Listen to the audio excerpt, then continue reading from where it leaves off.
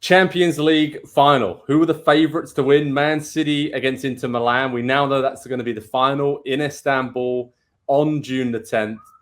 Nick, are Man City the clear favourites? Because the way they demolished Real Madrid 4-0 in that second leg of the semi-final, that was a sight to behold. And I was thinking that might have been one of the best ever performances in Champions League history from a Premier League team. I'm going out on the limb there a little bit, but I cannot remember a team making the reigning champs and a heavyweight like Real Madrid look that ordinary. I was watching it thinking, if City managed to sneak on an extra 5 or 6 players here because they were winning the ball back, keeping it, and Real were never in it from start to finish. So a City the clear favourites against Inter ahead of this, I'd say, pretty epic Champions League final in Istanbul.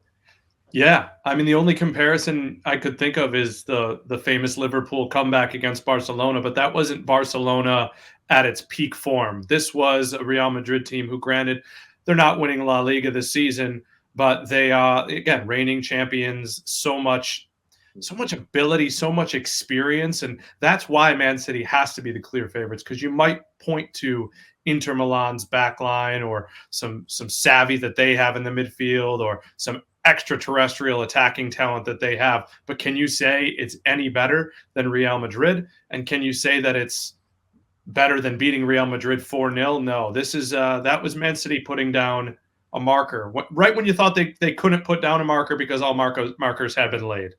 Yeah, no, you bang on with that. And I think to see Real Madrid, Andy, wilt with all of their experience as a team and all of their, we're talking about Modric, Kroos, Benzema, Courtois, Alaba, that these guys have been there, done it, won it multiple times. And just the way Man City overpowered them and just totally bamboozled them all over the pitch, every single individual battle, they won it. It doesn't look good for Inter Milan. I mean, it's great for them that they're in the final, beating AC Milan, their rivals comfortably in the semi-final. But is there almost something which gives you a bit more hope for Inter Milan compared to Real Madrid and beating Man City? Because it's a real clash of styles, and Inter Milan will probably be quite happy with sitting back 10 men behind the ball and then launching counters, where Real Madrid never really got a chance to do that and didn't really look comfortable doing that against Man City because they're used to dominating games more often than not.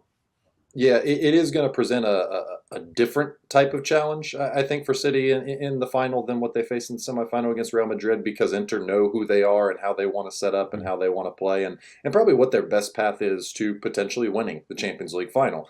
That said, a lot of teams have tried that against Manchester City over the years, and for a lot of teams it has not worked, especially in a game as big as the Champions League final, with as much it's going to be at stake in that game, not just for City, but for Pep Guardiola as a manager and kind of the way that we talk about him in the context of his entire career. So Inter will give them a game, but I don't know how you look past City, because they beat, to your point, the defending European champions, the reigning Spanish champions, 4-0 in the second leg without a goal from Erling Haaland, without much of a contribution from him really in that game. Like, that is the kind of firepower and just the depth that they have in this team. And we've seen it in recent weeks, what they've done in the Premier League, how they have, they said, okay, it's time to win the title. It's that part of the season. Let's go and do it. And they just flipped a switch in a way that I'm not sure we've ever seen from any team in European competition, and certainly not in the Premier League.